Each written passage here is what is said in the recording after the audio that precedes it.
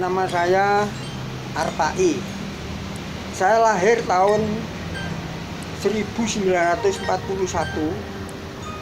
Terus pendidikan formal saya cukup sekolah rakyat, lulusan tahun 52.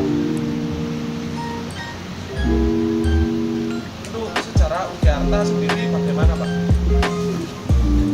Nah, berawal dari setelah sekolah rakyat itu saya bisnis bunga potong kisaran tahun 55, 57 sampai tahun 60-an. Nah, setelah itu bisnis sayur,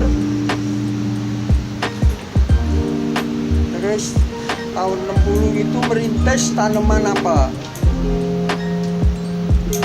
Setelah itu merintis lagi tanaman hias mulai tahun 70. Jadi usaha saya tahun 70 itu bunga potong udah berhenti, sayur mayur, bawang putih, bawang merah, terus mulai apel. Apel mulai tahun 60 sampai tahun 80-an, kisaran 80-an itu saya sudah memprediksi bahwa nantinya apel tidak akan prospek lagi, karena saya baca dari kos produksi semakin susah menghadapi populasi hama dan penyakitnya, biayanya semakin mahal. Di samping itu memang seiring dengan kurs dolar, terus BBM naik, UMR naik, pestisida juga naik, jadi kos produksi apelnya itu lebih mahal dan produksi apel semakin menurun karena kondisi pohonnya udah semakin tua dan populasi hama dan penyakitnya semakin luar biasa. Jadi pada saat itu pula saya siap-siap, andaikan apel nanti sudah tidak potensi, saya lari usaha apa.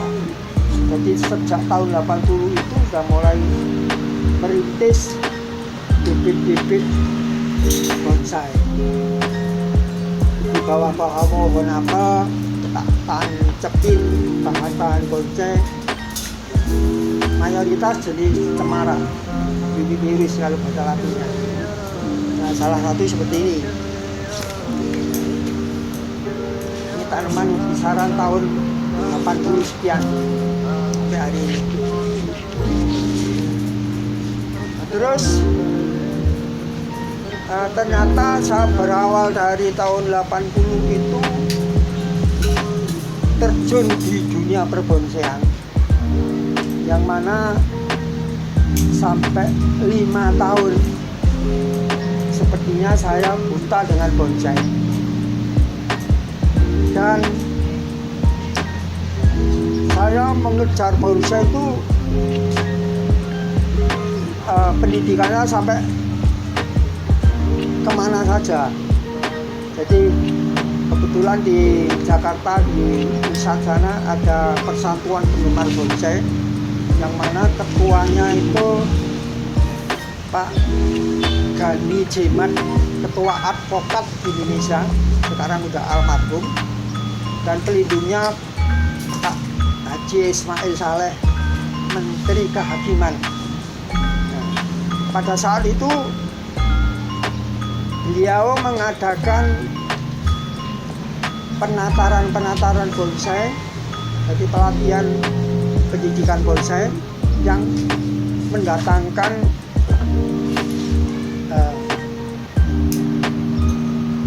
ahli-ahli bonsai dari luar, dari Taiwan waktu itu.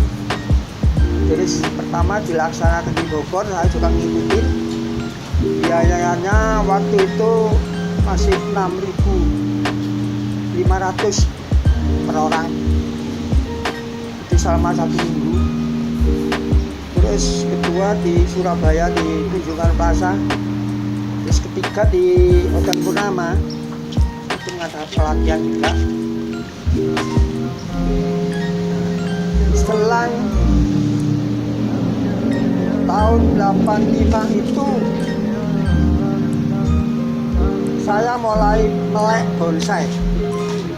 Ternyata bonsai itu lahirnya dari Cina, tapi disempurnakan oleh Jepang.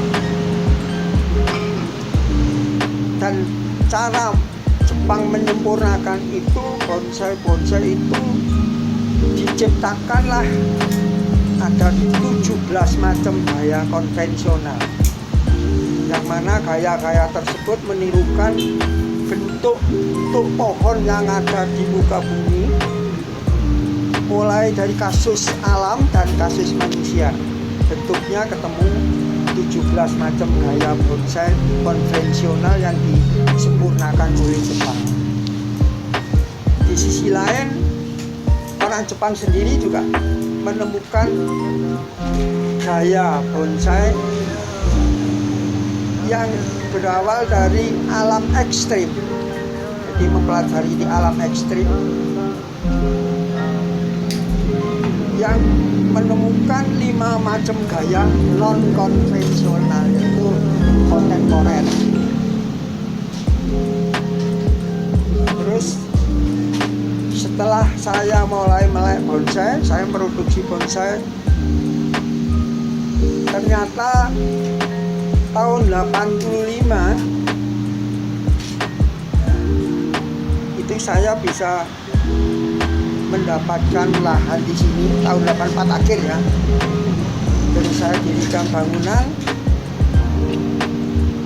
awalnya di rumah atas ya, di Purwokerto. Terus di sini saya dirikan bangunan tempat tanah di sini tahun 85. Bonsai yang di rumah atas itu saya bawa ke sini, dan sekaligus saya mengurus izin usaha. Saya namakan Udiarta. Udiarta ini berawal dari nama saya Artai, AR ya. AR itu nama saya. TH tanaman hias. Dan bonsai hanya ini apel. Jadi Udiarta itu Artai tanaman hias dan apel waktu itu. Tahun 85 mulai berdiri.